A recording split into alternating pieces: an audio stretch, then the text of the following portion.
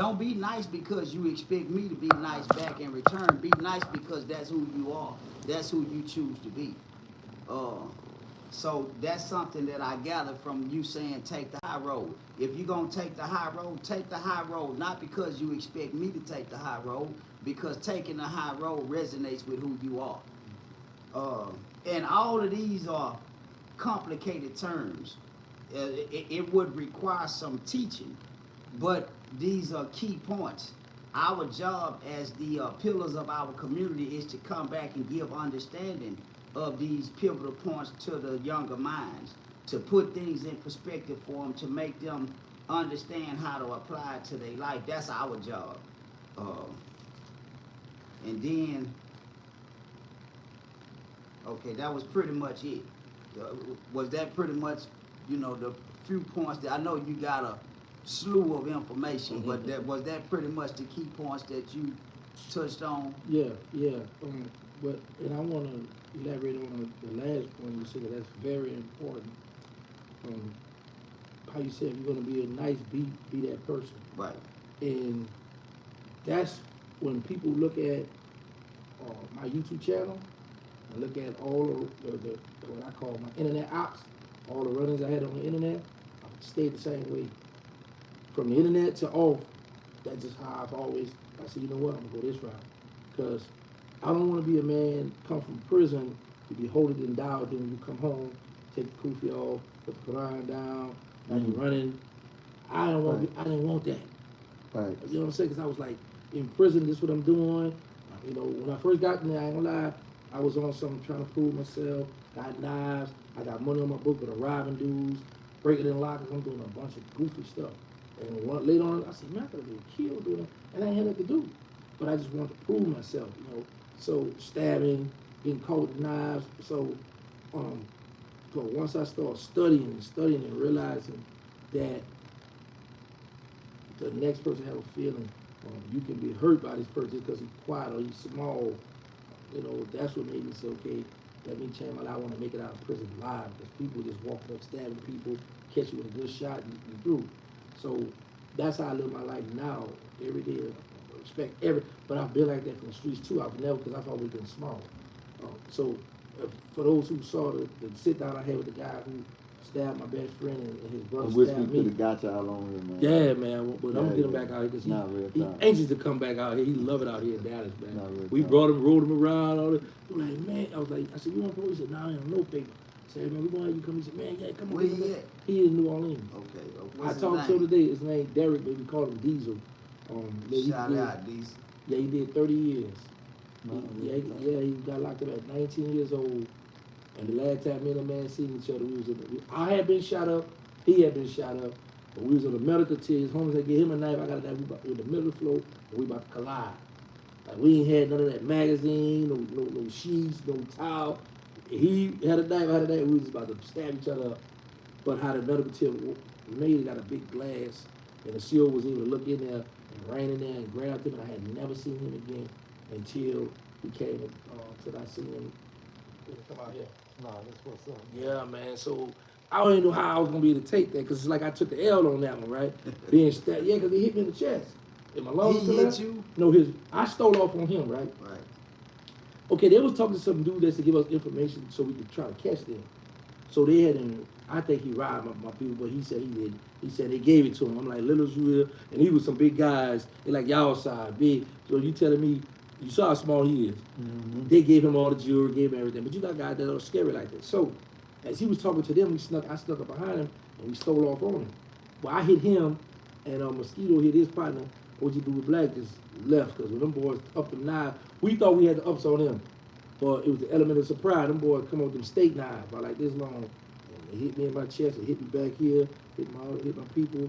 So and then we got police at that. Our project that rock with us, and police at their project rock with them, that's gonna let us get away with certain their dirt. So the police had got them. I didn't know this boy. He was telling them about this one. And the police, he said, man, go get the police at the mail, man, go call Robbie.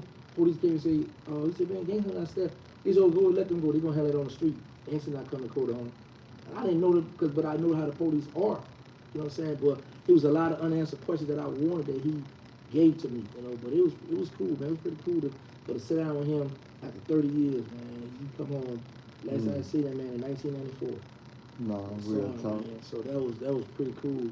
And the crazy part about it, because we supposed to go meet in Vlad, right? And Calio, so when I was talking to Vlad's secretary, his people, she was talking about she about to book a flight for him and his security and all that. So the first thing in my mind was like, oh man, they done got to touch random gang members out there, they got the guns out there, they trying to get me out there in Cali. So I called Pip and said, hey, you got to work, you need to take off, we going to Cali. He's like, all right. So I told Vlad, I said, I'm bringing my security. So happened, Vlad had to leave Cali and go to New York. I said, when I heard that was a change of plan, I said, good. Now we on even playing fields now, because I don't know where this guy head at. So last year, all this going, Vlad got the real police to be in there. So we come and pat everybody down, check your shoes. We did all this, you know, because when Diesel came in there, I'm thinking it's even playing field. His son live in New York. Mm. So the crazy part about it, it's a female, his baby mother, I was messing with her, and I said, who that little boy? Who's his fault? Oh, Diesel. I was like, wow, my enemy. I'm looking at my enemy's son when he was a baby running around the house. Mm. And now this boy, 30 years old, or whatever, the boy, I was like, man, I'm looking at him, and Diesel said, you know, you used to be with your mama. He looked at me, he said, the little boy said, I don't much want to know. I said, yeah, you don't want to know. You don't want to know that about me and your mama, you know what I'm saying? Yeah. But it was a cool moment, bro. And as we was bringing him to the DFW airport, he was on the phone with people. He said, hold up. He said, man, I noticed something. He said, man, y'all was riding around Dallas. Y'all out the way. Y'all don't be talking about nobody. Man, y'all was just so humble. And I ain't hear you say a cuss word. Then he said, man, I can't believe you got so big, because he's still small, the same size, right? I said, bro, we're now 50. We told to be talking about who got this or who got that. I said, women do that in the beauty salon, bro. I said, this how we live our life. We chilling down here. It's late. He said, nah. I said, you want to move out here now? He said, yeah, man. But we brought him all around. Just showed him. He just fell in love with out here in Dallas, but he had to go to work. He already had to punk his people already at the job. Tell my man, my career about to take off. I can't just be washing these dishes.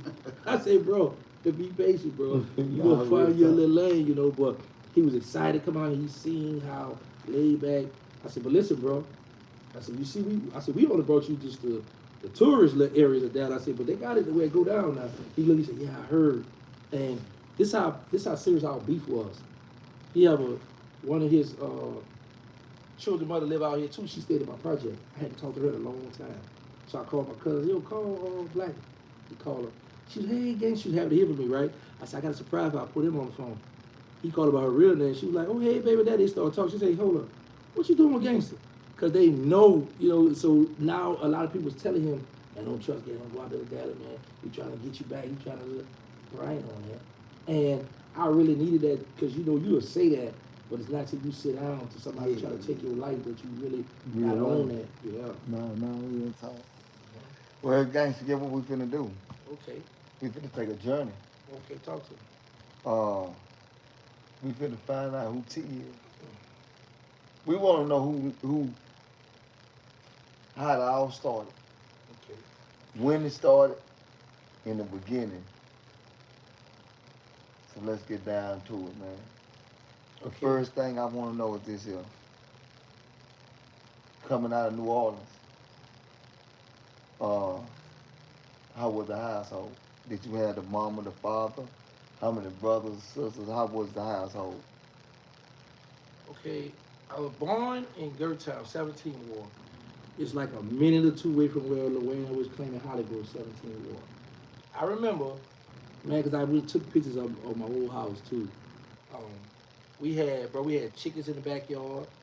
We had like a little beige dog, like off-white, named Duke. I think my grandfather named that dog that. In the household, at first it was my mother, my father, my two brothers, and myself. Then my father moved out. My grandfather moved in with us. I remember Baby and Slim coming staying with us for a while. We were young. I went to Daniel Elementary School. And in the neighborhood I grew up in, I'd never seen nobody get killed, get shot. Never heard no gunshots. Mm. That's crazy, man. And then I think about that, I never heard gunshots in Gertown. I never witnessed nobody getting shot up. I remember my godfather used to leave the bathroom door, but I go in there, and I remember a handkerchief and needles around. Later on, I would later on to find out that he was shooting them drugs, heroin or whatever, because he had a mean attitude. But my father had 25 children. Yeah. My mother had 3 boys, 2 by my daddy, my father, me and my older brother had the same father, and my younger brother got a different father.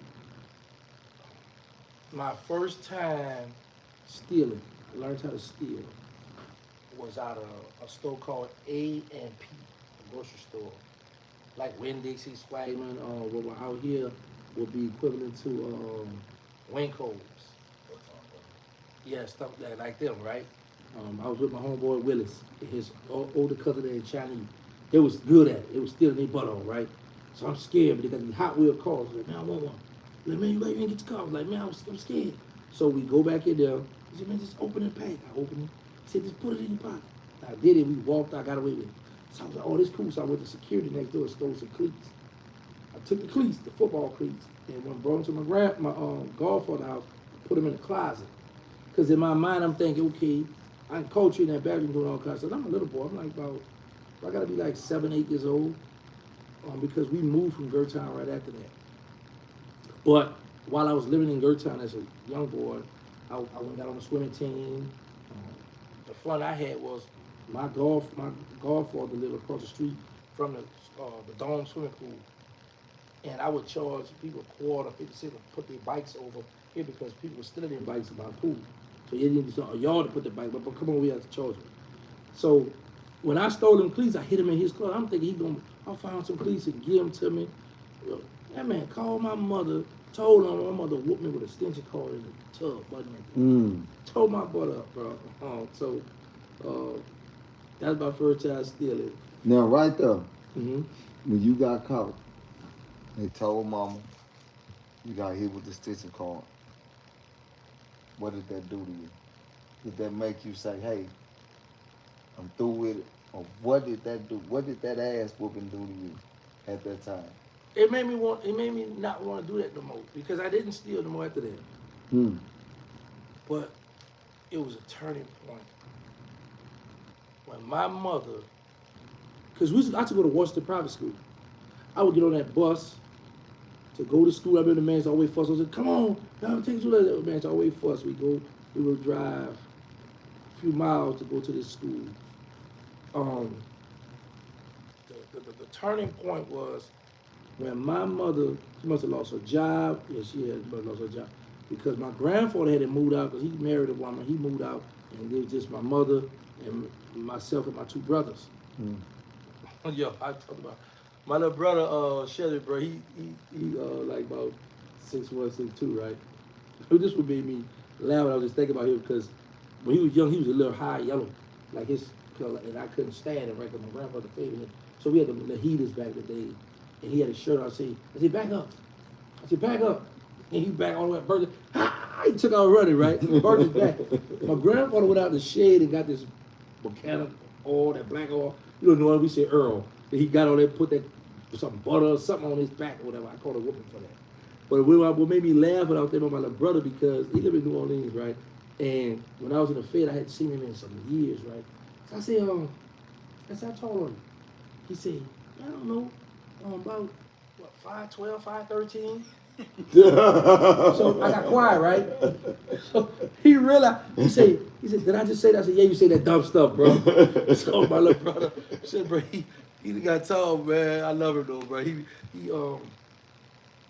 I noticed to get off court, but let me just say about my little brother. He grew up in a household with us, right? Project and all this, but he always was a good boy. So he wanted to get in the streets. So him and his little friend got into a little beef in the project, and the little boy got his eye shot. And the police wanted my brother to cooperate, come to my house. He said, man, the brother, you gotta tell him to do the right thing, or he going to jail. I said, you know you gotta do your job. My brother gonna tell him. They lock him up. My mother panicked. Terrence, they got my baby. I said, listen, leave him alone. He called on. I said, what's up, boy? You all right? Yeah, I know, son. He know you on the titter. I said, how you doing? He said, I'm good. I ain't tripping. There was a dude I got it too, but we worked it out. I said, all right, cool. I said, Mom, we're not gonna burn him out. She looked at it. I said, because he want to be in the street, I'm gonna show him how that jail stuff go. But they're right up dropping the truck. They know he didn't pull the trigger because he didn't want to say the dude was shooting at him, hit the little boy. That's why he got locked up. But ever since then, never been convicted. None of it. He lived in the household. I remember that's another story I had. I got him to talk to my mom. My mama slapped him. I had to put him in jail. And we live in the 2-bedroom. You got to go. You go by your grandma. So I got in. Hey, that's another story. But anyway, so as we were young, we moved to the Calio project. That's when things got interesting for me, because now I'm what age is this? I'm like 8 years old. Hold up. Before you get to the Calio projects, Mhm. because you said something that we know used to exist in the black communities, but a lot of people don't remember or act like they don't. You say your brother was high yellow like him, so it made you feel some kind of way. See, I was raised by my great granny, and if you was a light complected nigga, she didn't like you. Yeah. Man, and this was common amongst us. This like the late 70s, early 80s. If you was light skinned, you really, the lighter you are, the more mistreatment you encounter.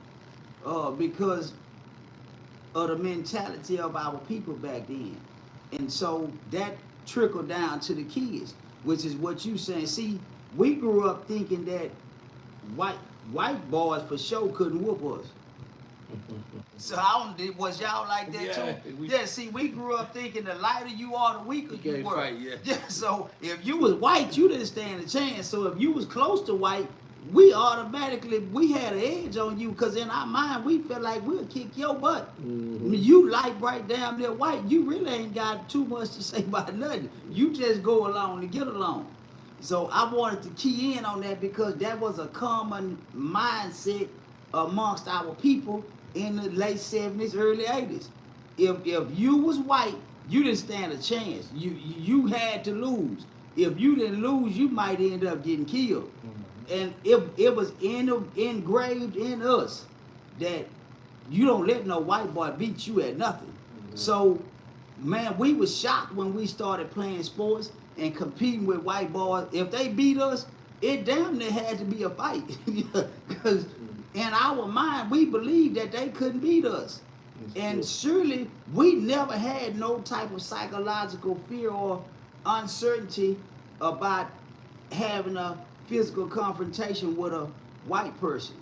So that's where the weak, light-skinned dude theology or ideology came from. It came from, you were so close to being a white boy that we ain't gonna let you in. You can't beat us. You too close to being white, and we know we kick a white boy butt.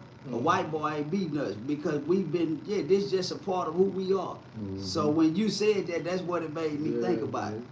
So yeah, that was a common mentality, especially in the South during that time. Okay, now we in the Calio.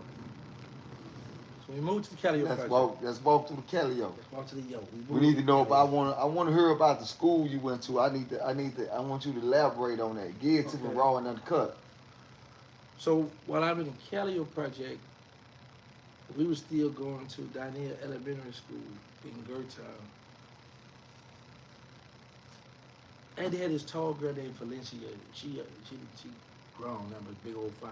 She was always in like 2 grades higher than me, right? Yeah. But when I at the school, I would see her tall, big, fine self, and I run to that corner, and she had got used to me doing that, so she had caught me once, and she stopped and was waiting up, and I'm like, shocked, like I was looking for a brother. Little boy, I was like, nah, I'm looking for my brother, because my brother was in her grade, boy.